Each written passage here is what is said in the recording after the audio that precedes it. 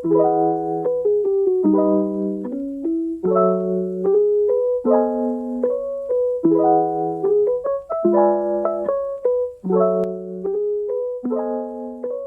Sobat Manajemen, apa kabarnya? Semoga sehat selalu ya. Di video kali ini, saya dan rekan-rekan saya dari kelompok 5 mau mempresentasikan sebuah konsep yang tentang konsep starving. Izinkan kami untuk mempresentasikannya. Sebelumnya, izinkan kami juga untuk memperkenalkan diri. Perkenalkan, nama saya Holly Bimantoro Lumban Raja beserta rekan-rekan saya Angelina Tiana Gulo, Lydia Erlina Cintadella Hutapaya, Santi Paulina Sirait, dan Cynthia Siritonga. Untuk kali ini kami berterima kasih kepada Ibu Cut sebagai dosen pembimbing kami telah mendidik kami selama semester ini. Selamat menyaksikan hasil presentasi kami. Pengertian starving. Starving adalah salah satu fungsi manajemen yang melakukan penarikan, penyeleksian, pengembangan, dan penggunaan sumber daya manusia atau SDM untuk pencapaian tujuan organisasi secara efektif dan efisien. Berikut pengertian starving menurut para ahli. Yang pertama, menurut Erdoğan dan J. Clifton 1989, starving merupakan proses formal dari memastikan bahwa organisasi mempunyai sumber daya berjaya atau memenuhi syarat untuk mendekati tujuan dan mewakili sumber hidup dari setiap perusahaan. Yang kedua, menurut John 1984, starving dapat diartikan sebagai salah satu proses untuk mengisi pekerjaan dengan orang yang tepat. Ini merupakan bagian dari tugas manajer organisasi, dan ini merupakan seni dari penempatan orang-orang yang berjasa atau memenuhi syarat dan antusias ke dalam posisi jabatan pekerjaan yang ditawarkan.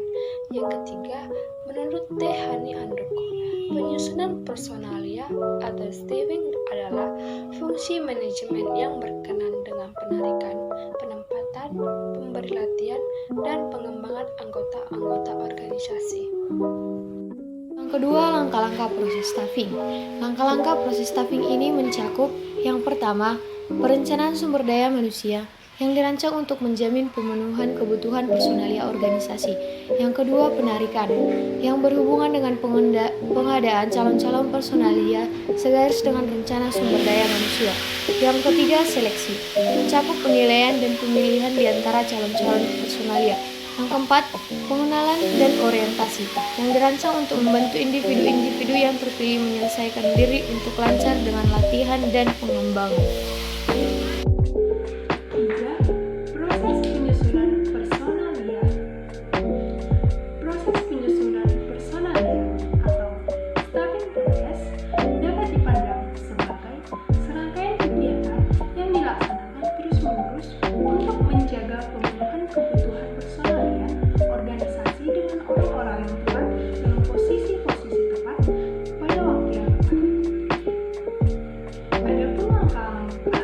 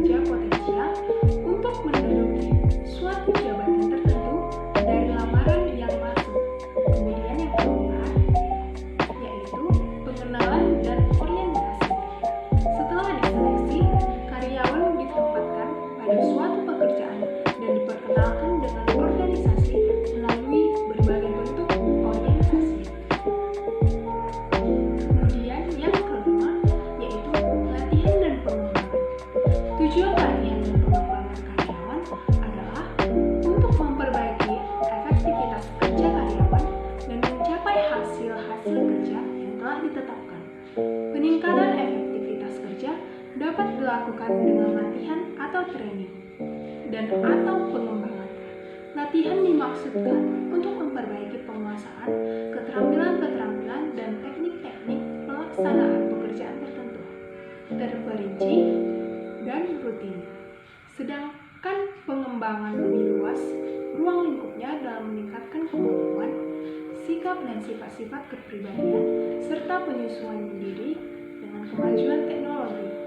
Kemudian yang keenam, yaitu penilaian pelaksanaan kerja. Di dalam penilaian pelaksanaan kerja dilakukan dengan membandingkan antara pelaksanaan kerja dari perseorangan dan standar-standar atau tujuan-tujuan untuk mengembangkan posisi tersebut. Kemudian yang ketujuh, yaitu pemberian jasa dan penghargaan. Pemberian jasa dan penghargaan yang disediakan bagi karyawan sebagai kompensasi pelaksanaan kerja dan sebagai motivasi bagi pelaksanaan di waktu yang akan datang. Kompensasi adalah pemberian kepada karyawan dengan pembayaran finansial sebagai balas jasa untuk pekerjaan yang dilaksanakan dan sebagai motivator untuk pelaksanaan kegiatan di waktu yang akan datang. Dalam pemberian kompensasi ini harus memperhatikan prinsip keadilan, yaitu pada bagaimana mereka melihat nilai relatif dibandingkan yang lain yang berdasarkan pada tanggung jawab yang diemban, kemampuan yang dimiliki, produktivitas, dan kegiatan-kegiatan manajerial. Kemudian yang kedelapan, yaitu perencanaan dan pengembangan karir. Dalam perencanaan dan pengembangan karir mencakup transfer atau promosi, demosi, dan lateral, penugasan kembali, pemecatan, pemberhentian, dan pensiun. Perencanaan karir menurut Koray dan Koray 2006 adalah sebuah proses di mana tercakup penjelajahan pilihan dan persiapan untuk sebuah karir. Perencanaan karir bisa juga sebagai rencana seseorang untuk mendapatkan proses kenaikan jabatan atau pangkat sesuai persyaratan yang ada dan kemampuan yang dimilikinya.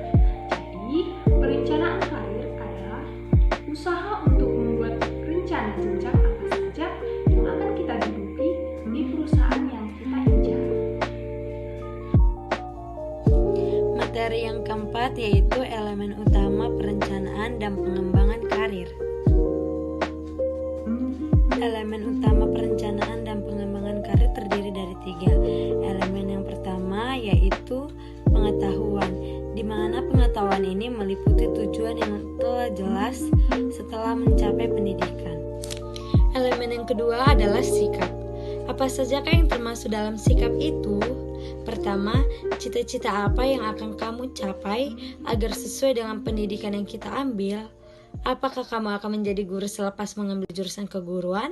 Atau melihat kenyataan ternyata menjadi guru tidak sesuai dengan keinginan kamu dalam hal penghasilan dan akhirnya kamu memutuskan untuk beralih profesi? Dari sinilah kita akan menentukan sikap kita dalam perencanaan dan pengembangan karir pada diri kita. Dan elemen yang terakhir adalah keterampilan. Hal-hal yang termasuk dalam keterampilan adalah adanya kemampuan mengelompokkan pekerjaan yang memang diminati, lalu menunjukkan cara yang nyata dalam menggapai cita-cita. Jika kamu hanya pintar secara teori atau ilmu tapi begitu terjun ke lapangan kamu tidak bisa, maka akan sulit untukmu terus maju melewati jenjang karir.